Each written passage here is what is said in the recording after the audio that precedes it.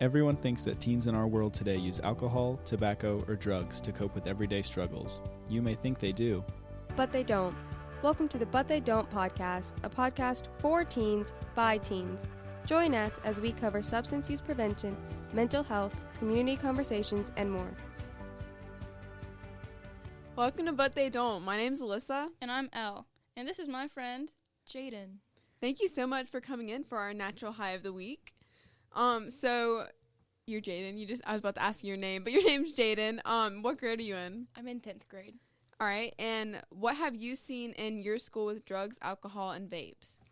I constantly see on people's stories and just people talking around the hallways how, they've been at parties, they, blacked out, they've done so many things that they think is cool, but I honestly don't think it is, just because addictions are a real thing that can really harm people.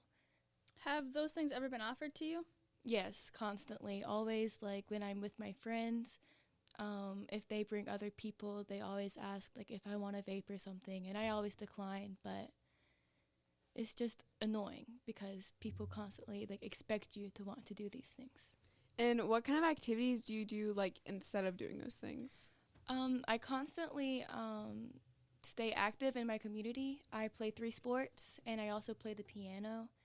So whenever I don't have anything to do, instead of turning to drugs or alcohol, I go to those activities instead. And I also sew. Right now I'm working on a quilt. Ooh, that's so fun. That's really cool.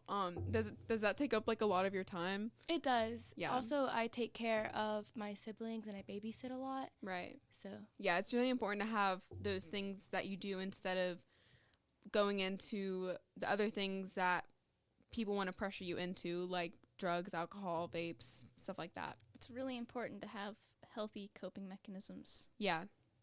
Well, thank you so much for coming in and talking with us. We were really happy to have you. of course, thank you for having me.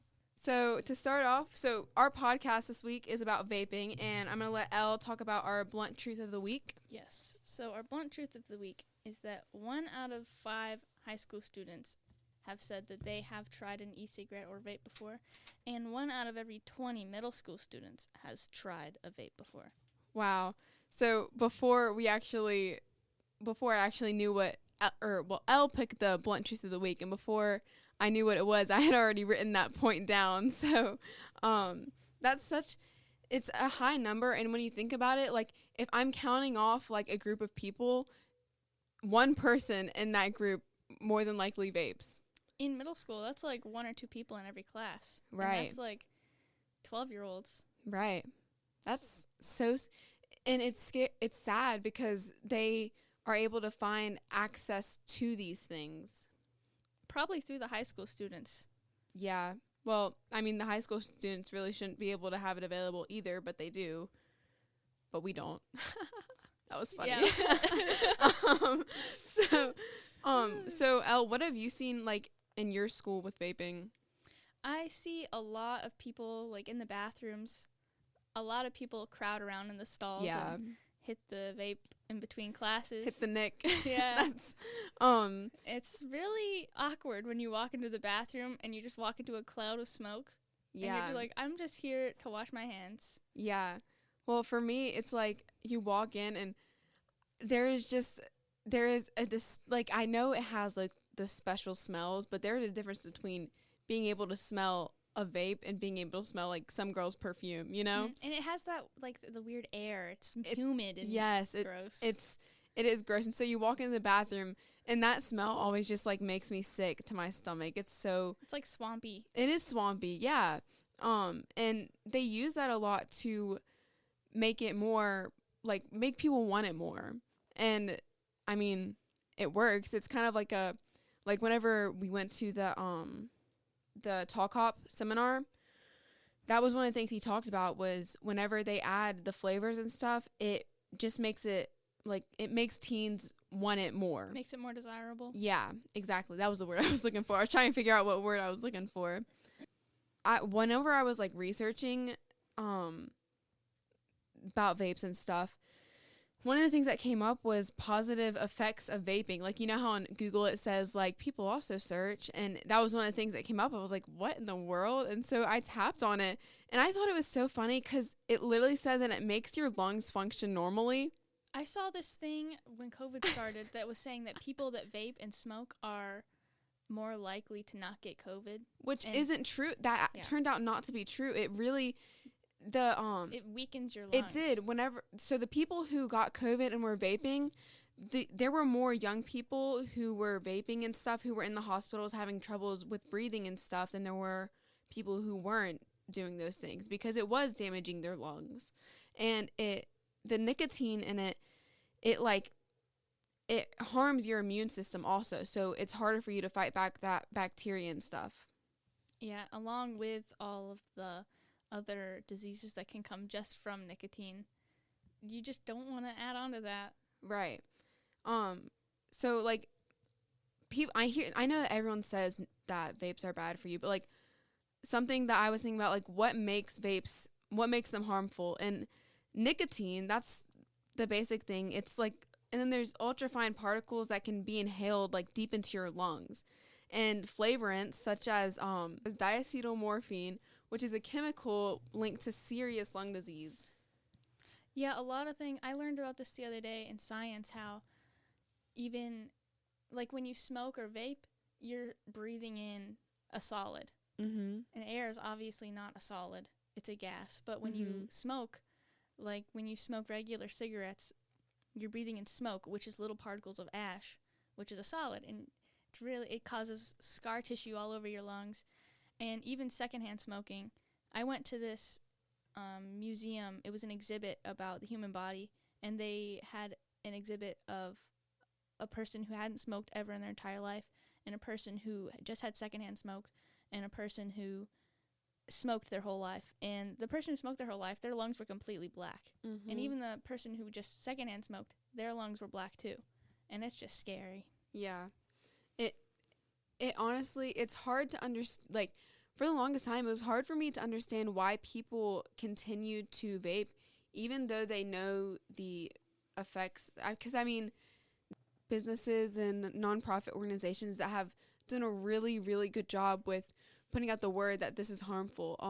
Truth Initiative, they are I constantly am scrolling through, like, Instagram or, like, tapping through my stories, and, like, their ads constantly come up. And it's like, do you like depression? Well, or do you like anxiety? Well, you love depression. I've seen those.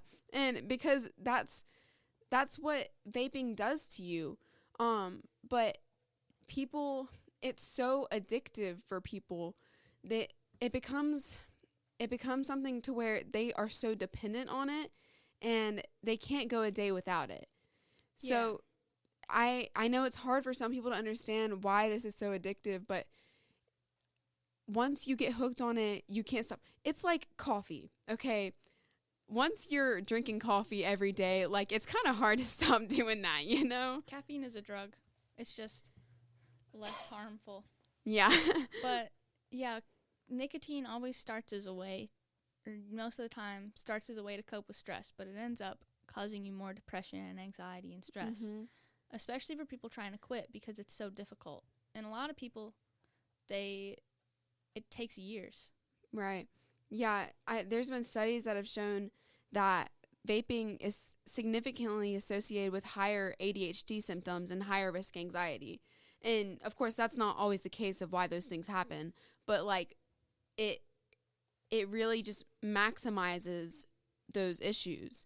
Same thing with depression. There's been more e-cigarette users who they're doubled the chances of getting diagnosed with depression opposed to people who have never vaped.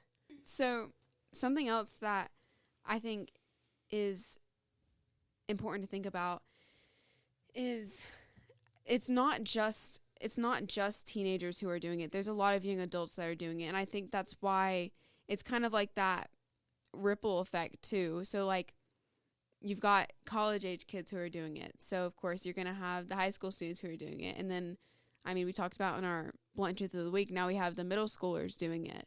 I think a lot of kids consider it sort of a coming of age type thing when it really is not necessary at all.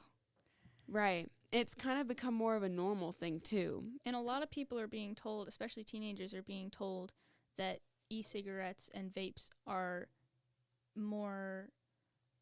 less harmful than regular cigarettes, which is just false. They're just harmful in different ways, and they're more addictive. Well, the difference is, and I think we've talked about this in some previous podcasts, but the difference is e-cigarettes and all that, it's newer, so we don't really know the long-term effects that we're going to have. But cigarettes and smoking, I mean, that's kind of been a thing that it's gone on for a long time.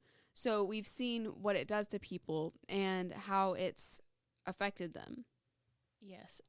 Even if vapes are safer, it does not mean that they're completely safe. And of course it's not going to be completely safe because it's a drug and it's a harmful drug, and it can still cause many, many, many health issues, and you can get addicted to it.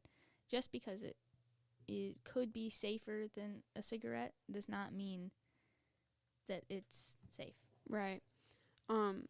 Well, thank you so much for joining us on this podcast. This is kind of a basic topic that I think we needed to talk about, because vaping has been it's something that goes on a lot in our high schools and middle schools, and it's become a very normal thing, and it's not okay. So before I end the podcast, May 21st, we have our teen movie night. We're partnering with Pickens City Police Department. We're showing the movie Grease. Middle school showing starts at 5 p.m. and the high school showing is at 7:30 p.m. at Haygood Community Center. And we want everyone to dress in their best Grease-themed outfits. Elle, do you have an idea for your outfit? Of course, I'm going to pull out the hair grease. Oh, yeah. I'm going to start a whole Pinterest board trying to pick out my outfit, plan it out. It's a white t-shirt. Right. Oh, yeah. It's going to be great. With the leather jacket. Yeah. Oh, I'm so excited. I'll bring a comb. I'll walk around with it. Yeah. And make sure to follow us on our social media at We Are PCYB for Instagram and TikTok, and Pickens County Youth Board on Facebook. Thanks.